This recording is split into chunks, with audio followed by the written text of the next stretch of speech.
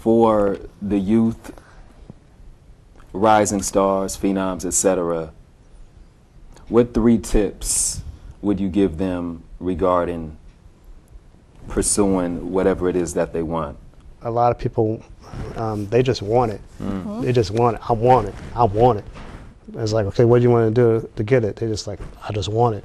So you're saying that's not happening. They don't want to pay the that dues. That ain't happening. Just because you want it don't mean it's just gonna happen. You got to work hard. You know, I mean, I look at what I do for a living, and I've been wanting to do what I'm doing now since I was 9 years old. And friends, family, everybody told me, "Oh, you're never gonna do that. Yeah, that ain't gonna happen." You know what I mean? Like, and I had to be like, "No, I'm gonna make it happen. Watch." Right.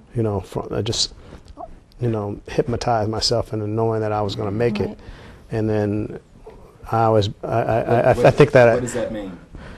Just like of putting yourself in a personal place where you know that by your persistence and having a consistent vision and plan on what you want to do, you can move the tide of things in your way.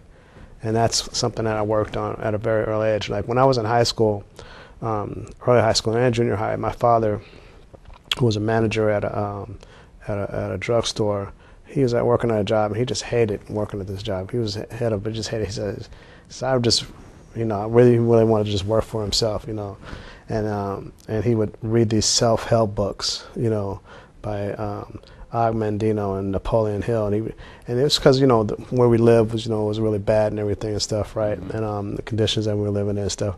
But he was going through a lot of personal, internal strife in himself in terms of where he was in the world, and he was trying to change himself internally to make that outward change. And I watched that because he's only 17 years older than me, and he would say mantras to himself, I'm a great and beautiful person, and today is going to be a great and beautiful day, you know what I mean, and I'm the master of my abilities, And he would say this stuff in the mirror, and I started emulating him. I was like, okay, well, and he'd tell me, oh, you got to say this, you got to, you set these goals and you have to do this.